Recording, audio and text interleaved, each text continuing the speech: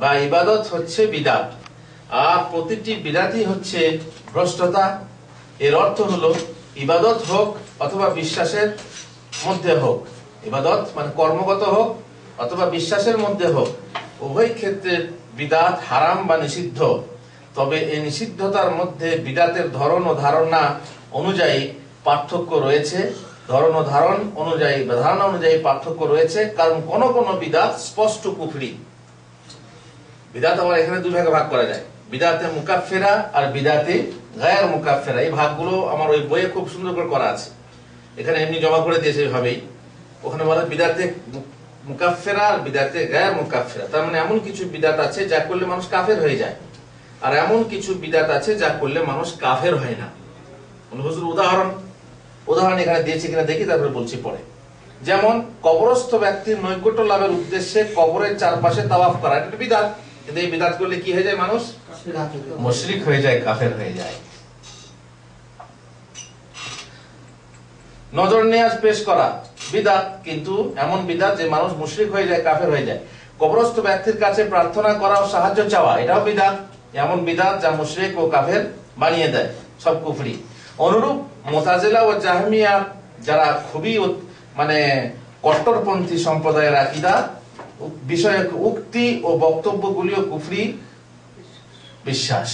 ওরা যে কথাগুলো বলে সেগুলো হচ্ছে কুফরি বিশ্বাস। আবার কোন কোন বিদআত শিরকের মাধ্যম, যেমন কবরের উপরে সৌধ নির্মাণ করা এবং কবরের নিকটে নামাজ পড়া ও দোয়া করা।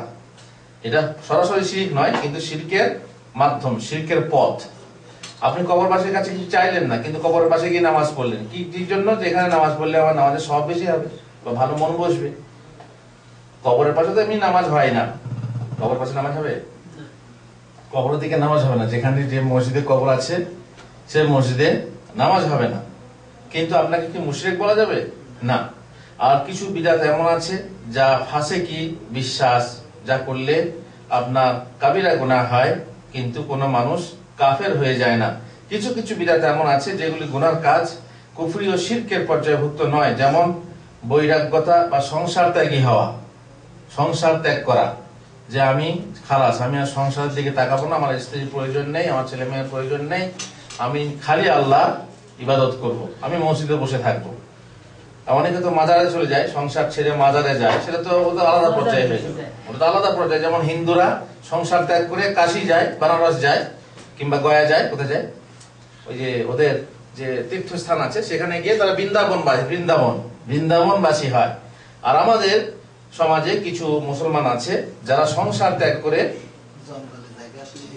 কোথাও পীর কোন মাজারে গিয়ে মুজাবের হয়, কোন মাজারের খাদেম হয়ে যায় এবং সেখানে বসবাস করতে লাগে। সংসার ত্যাগী, সংসার বিরাগী।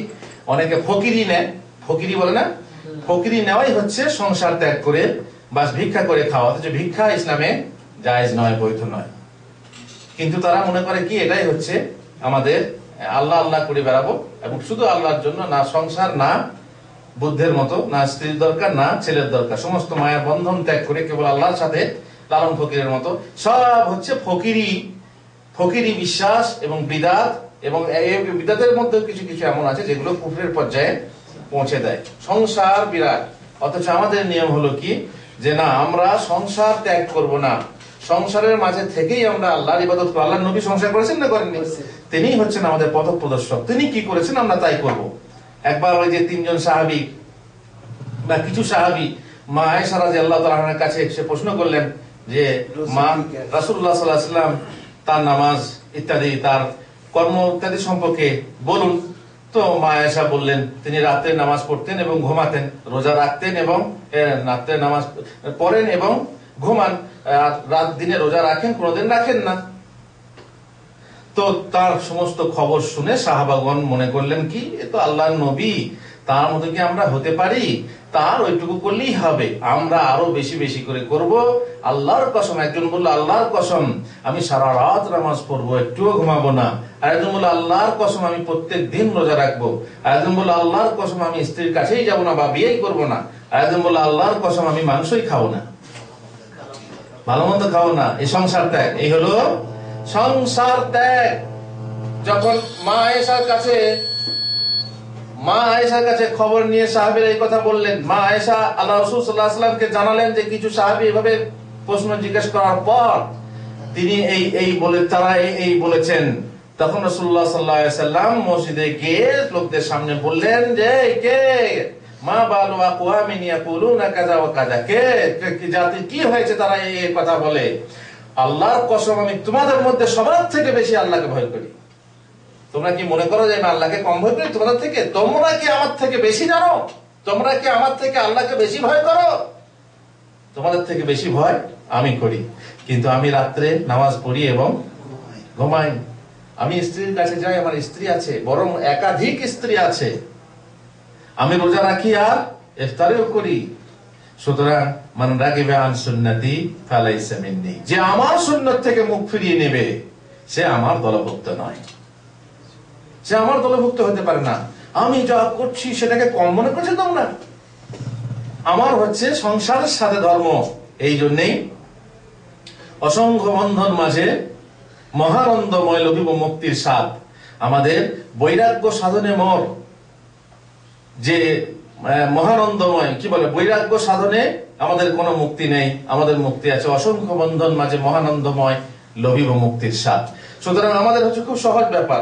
আল্লাহ নবী সাল্লাল্লাহু আলাইহি ওয়াসাল্লাম সংসার ত্যাগ করেননি, অথবা আমরা সংসার ত্যাগ করতে পারি না। আল্লাহ রাসূল সাল্লাল্লাহু আলাইহি ওয়াসাল্লামের কাছে একজন সাহাবী এসে অনুমতি চাইলেন যে আল্লাহ রাসূল আমাদেরকে অনুমতি দেন, আমরা খাসি হয়ে যাই। খাসি হয়ে যাবে না? খাসি হলে পরে ব্যভিচারের দিকে মন যাবে না, পর মহিলার দিকে মন যাবে না, আমরা নিশ্চিন্ত মনে আল্লাহর ইবাদত করতে পারবো। তো আল্লাহ রাসূল সাল্লাল্লাহু আলাইহি ওয়াসাল্লাম কি বললেন? না, খাসি হওয়াটা ইসলামের বৈধ নয়, অতএব তোমরা খাসি হবে না, তোমাদেরকে সংসার করতে হবে, স্ত্রী ব্যবহার করতে হবে, বিবাহ করতে হবে। সুতরাং যাদের ক্ষমতা আছে তারা কি করো? বিবাহ করো। আর না পারলে রোজা রাখো, না পারলে রোজা রাখো। কিন্তু সংসার ধর্ম ত্যাগ করে শুধু আল্লাহ আল্লাহ করে বেড়াবে, সংসার ধর্ম ত্যাগ করে মসজিদে বসে শুধু সুবহানাল্লাহ সুবহানাল্লাহ করবে, এটা না। ফাইদা কুদিয়াতিস সালাত ফান্তাশিরু ফিল আরদ, নামাজ শেষ হয়ে গেলে বেরিয়ে যাও, জমিনের বুকে ছড়িয়ে পড়ো।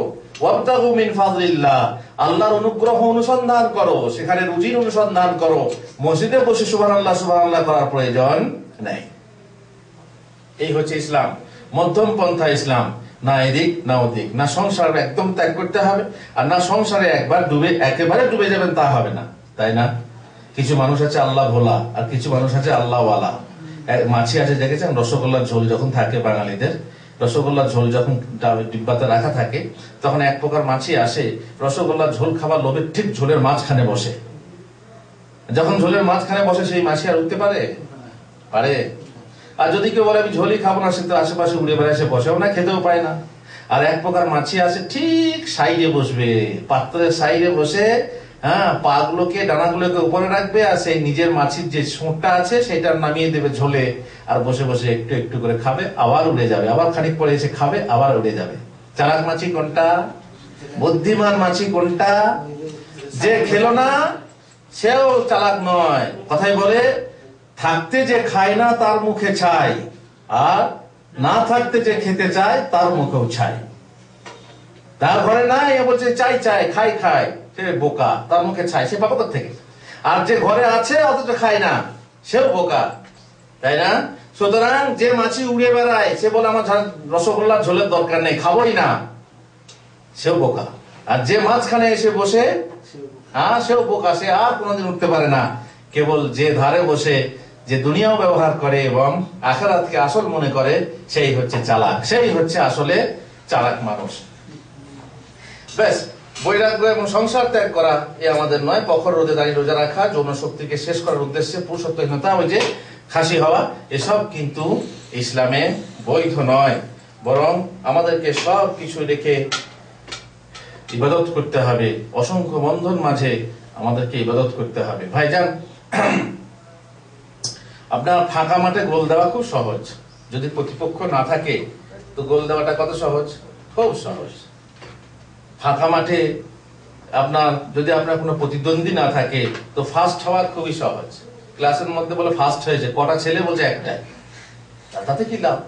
তা তো লাভ হয় না, বরং বিভিন্ন লোক থাকবে, প্রতিযোগিতা আরো অংশগ্রহণকারী থাকবে, বিভিন্ন কষ্ট থাকবে, সেই কষ্টের মাঝে যদি আপনি কি লাভ করেন না, লাভ করেন, শ্রেষ্ঠত্ব লাভ করেন, তাহলেই আপনি শ্রেষ্ঠ। সুতরাং সমস্ত কিছু বন্ধনের মাঝে আপনাকে অগ্রসর হতে হবে। কেবল একা একা থেকে আপনি মানে দুনিয়া থেকে সরে থেকে আপনি চাইবেন যে শুধু দিনকে আমি মেনে আল্লাহ সন্তুষ্টি পাবো, এটা কিন্তু ভুল।